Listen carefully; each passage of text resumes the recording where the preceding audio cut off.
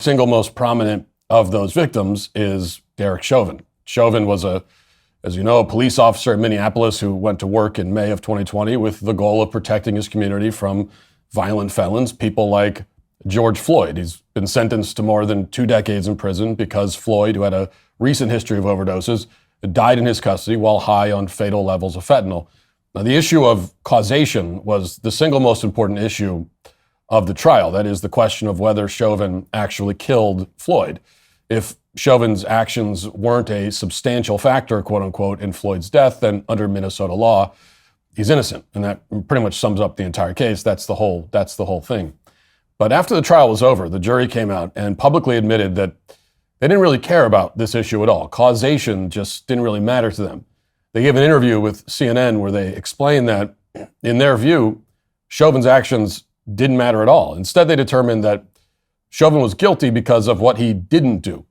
They didn't convict him for murdering Floyd. They didn't convict him because his actions caused Floyd's death. Instead, they convicted him for failing to care for George Floyd in some kind of unspecified way. Watch. We got to the point, actually, that we realized for charge 2, at some point, I think it was Jody, I'm pretty sure it was Jody, said, wait a minute, does the intended act of harm have to be the death of George Floyd, or can it be him not providing the life support? And it was like all of a sudden light bulbs just went on for those people, I think, that were undecided or on the not guilty side. Yeah, go ahead. I want to hear from you, Jody. Why is it you brought that up? What did you? I brought that up because Tell me what you brought up and why. I brought up to the fact that this is not what he did, but more or less what he didn't do. He did not provide life-saving measures for George Floyd when he knew that the guy was in pain or needed medical attention. Why do you think that was a light bulb?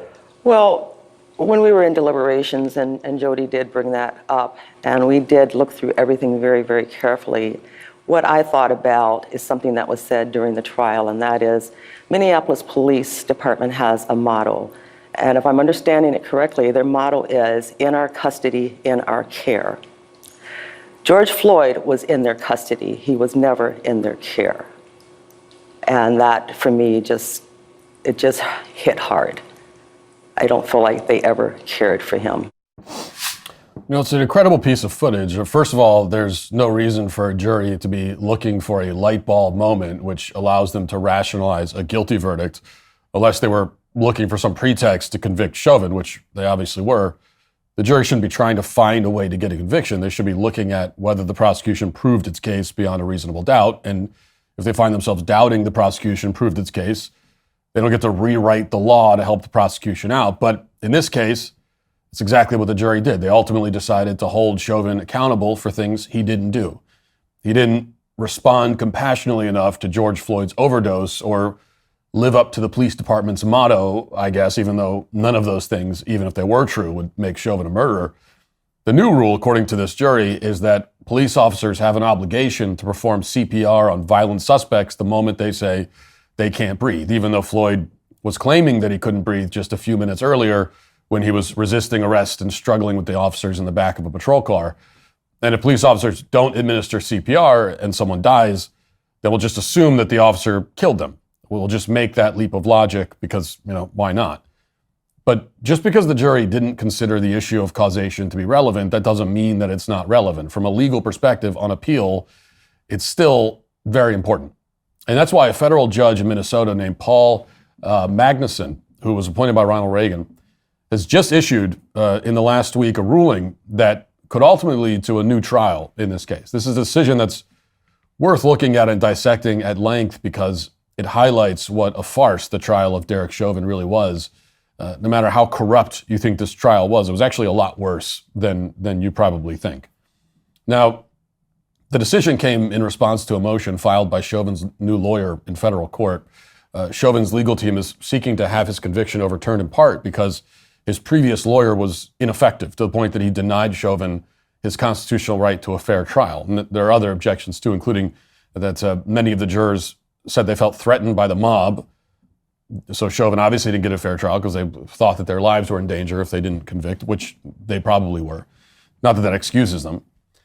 But there are two central claims in the motion arguing that Chauvin received ineffective assistance of counsel. And the first is that Chauvin's lawyer during the trial failed to tell Chauvin that a doctor had determined that George Floyd died due to acute heart failure resulting in pulmonary edema and death. Now, there were indications that Floyd had a heart tumor that could have caused sudden cardiac death, and Chauvin was never told about that, nor was it brought up at trial, even though it seems like an extremely relevant fact. The second claim is that Chauvin's lawyer should have listened to the doctor and ordered tests on samples that were preserved from George Floyd's body. Those tests could have determined whether Floyd died of a type of myocarditis or some other heart ailment. And now, several years later, the federal judge has finally allowed Chauvin's new legal team to conduct those tests. Depending on what they show, they could completely undermine the prosecution's argument that Chauvin caused the death of George Floyd. And that, in turn, could lead to the conviction being thrown out and potentially a new trial if prosecutors decide to pursue it. Now, one of the reasons this is such an important ruling is that in Chauvin's trial, there was clear evidence that the prosecution lied about the concentration of fentanyl in George Floyd's system when he died. And if this case is tried again, this is going to be a major issue. Now, you might remember that in the initial autopsy report, the medical examiner determined that Floyd had lethal levels of fentanyl in his system. He said that there were no physical signs of strangulation and that it looked like a textbook overdose. But shortly afterwards, his assessment changed. Watch. Medical examiner Dr. Andrew Baker testified that in his initial autopsy on George Floyd, he found no physical evidence of asphyxia and that coronary artery disease and hypertension contributed to his death. Baker later added Floyd's high level of fentanyl and other drugs in his system also were factors in his death, as was the police restraint. Baker says his office received hundreds of complaints and threats as a result of these findings, but Baker denied he ever felt pressured to change his conclusions. Now, the threats and political pressure we're supposed to conclude didn't influence the medical examiner. We're supposed to pretend that he somehow wasn't bothered by the mob that was threatening to destroy the entire city of Minneapolis when he changed his determination about the cause of George Floyd's death. We're also supposed to think that Democrats in Minneapolis didn't exert any political pressure at all. But as the reporter Liz Collin found, there was even more pressure on the medical examiner than many people realize. Here's one internal memo from a prosecuting attorney in Minneapolis at the time. And as you could see, according to the memo, on May 26, 2020, a team of 6 FBI agents met with medical examiners, medical examiner Andrew Baker, to discuss his preliminary findings. And then after this meeting, he changed his conclusions. He decides that Floyd's death was a homicide caused by neck compression and that fentanyl wasn't the cause. A new trial, if that's where this goes, would offer Chauvin's new defense team an opportunity to pick this claim apart. And this is an opportunity that Chauvin's first legal team missed completely for some reason during the first trial. Outside of a few accounts on social media, people like Data Hazard, for example, no one's really talked about this, but it's an incredible oversight by the defense team and a remarkable act of corruption by the prosecution. And if anything completely blows apart the case against Derek Chauvin, it's this. So here's the moment in the trial that I'm talking about. This is maybe the single most important testimony in the whole case. The prosecution is questioning a forensic toxicologist about the levels of fentanyl in Floyd's blood, and watch how that unfolds. Here it is. So this is basically the postmortem concentrations or samples that were hospital blood samples that were submitted by Mr. Floyd, and we found fentanyl at 11 nanograms per milliliter and norfentanyl at 5.6 nanograms per milliliter. So this slide shows what the ratio of the parent drug to the metabolite is. So 11 nanograms per mil divided by 5.6, the norfentanyl gave Mr. Floyd a ratio of fentanyl to norfentanyl of 1.96. How does Mr. Floyd's ratio compare to that data set? So Mr. Floyd's ratio is roughly just a little bit below the median ratio in DUI. So it's a lot to process with the graphs and the numbers flying around, but the basic idea is that the expert is telling the jury that they collected post-mortem blood samples from George Floyd, meaning the samples were taken after Floyd died, and they compared these samples to other overdose victims and DUI suspects after their deaths. And Floyd's level of fentanyl were well below both of those groups at the post-mortem stage. And so the conclusion was that Floyd didn't overdose on fentanyl. The fundamental problem here is that Floyd's samples, according to the medical examiner's records, were not actually conducted post-mortem or after death. They're comparing Floyd's pre-death samples with other people's post-death samples. Let's talk about something that affects all of us, taxes. The October 15th death penalty, reducing tax. Don't walk you through a few. So to restate, there were samples of blood collected from George Floyd before he died in the hospital, according to the government's own documents. He wasn't actually pronounced dead until an hour after this incident with Derek Chauvin when he was in the hospital, which a lot of people don't know that either. And while he was in the hospital, his blood was drawn. And as the judge put it in his ruling this week, quote, the autopsy report shows that ante-mortem blood was collected. And the prosecutor's own statement from 2020 confirms that. Here's what they said at the time. This is from another internal memo. Quote, Dr. Andrew Baker said that he had the final toxicology results from Mr. George Floyd's samples. Those samples are from Mr. Floyd's hospital admission and were not acquired at autopsy. Baker said that these samples are better for determining actual blood toxicity than samples taken at autopsy. Samples taken at autopsy may have undergone post-mortem distribution. So here we have ante-mortem samples or pre-death samples of Floyd's blood. And that means that they were taken before the effects of Floyd's death could impact the samples. And here's the autopsy report, which also confirms that Floyd's samples are ante-mortem.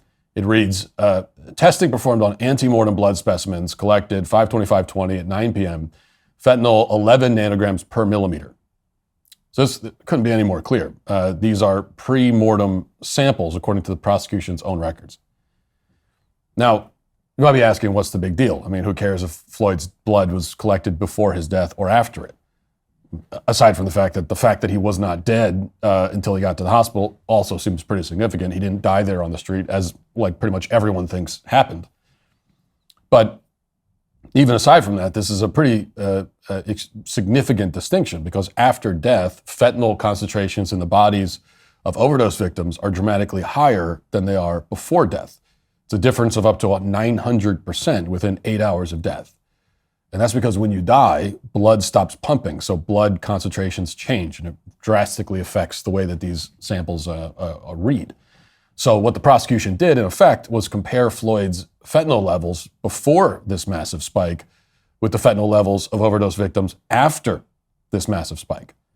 Of course, Floyd's levels were lower in this case because it was before the spike. And based on this apples to oranges comparison, the prosecutor convinced the jury that Floyd's death could not have anything to do with fentanyl.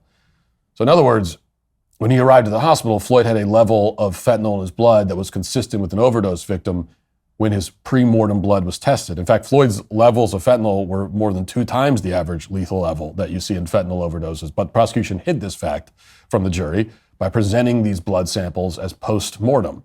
They compared Floyd's number with other people who had been dead for several hours. That's the game they played, and largely how they got a conviction. Now, it's impossible to overstate the significance of this deception. This was the crux of the prosecution's entire argument. I mean, they hit it again and again, including during closing arguments. Watch. Let's talk about what was in the system and the toxicology report. And you heard from Dr. Eisenschmidt, right? And what he testified was that George Floyd's fentanyl to norfentanyl ratio, the metabolite norfentanyl, that was well below the ratio of people who die from a fentanyl overdose. It was even below the median. And George Floyd's methamphetamine level, that was 94% lower than the group for driving, population for driving under the influence. Right? And Dr. Rich and Dr. Smock, they've treated patients who are under the influence of both fentanyl and methamphetamine, and they testified these drugs did not kill George Floyd. It didn't. We know that he had a tolerance because he used drugs in the past. So again, he's showing the chart with false information, presenting the numbers as post-mortem, and then at the end of that clip, the prosecutor claims that Floyd has built up a tolerance to fentanyl, implying that because he had overdosed before, his body could handle a high concentration of the drug. But that was never proven at trial either. We know that George Floyd had used fentanyl several times before. He even overdosed just months before his death, resulting in his hospitalization. But that's very different from saying that Floyd was somehow immune to the fatal effects of a fentanyl overdose, which was never demonstrated at trial because it's impossible, it's absurd. The other major problem here is that the prosecution's witness testified that Floyd died on the street, which seems incompatible with the idea that pre-death blood samples were later collected in the hospital. Watch. You're seeing here fatal injury to the brain from a lack of oxygen. Minutes later, still pinned to the ground by Chauvin. That's the moment the life goes out of his body. So this whole trial was full of incidents like this. There was the fact that Floyd's suspected drug dealer wasn't prosecuted, which allowed him to take the fifth and avoid testifying about the drugs in Floyd's possession. There was the prosecuting attorney who was allegedly threatened with professional consequences for refusing to add charges against Chauvin. There was testimony from Andrew Baker, who admitted under cross-examination that Chauvin's knee did not cut off Floyd's airway. There was the statement from the judge in the case saying every case is about racial justice, you may remember. There was the fact that the prosecution tried to hide the tape of George Floyd saying, "I can't breathe," when he was still in the squad car, and Chauvin's knee was nowhere near his neck. In 2024, there would be a chance that a jury would see through all of this corruption and vote to acquit Derek Chauvin. But in 2021, Chauvin was never going to receive a fair trial. The threat of violence by BLM was too real. Propaganda from corporate media was still believable to millions of Americans, in part because all social media was censored.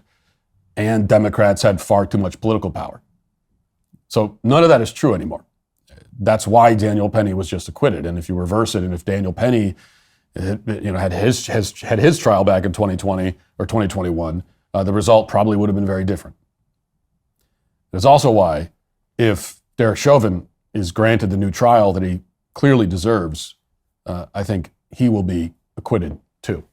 Hey, YouTube, thanks for listening to the show. If you'd like access to my full show,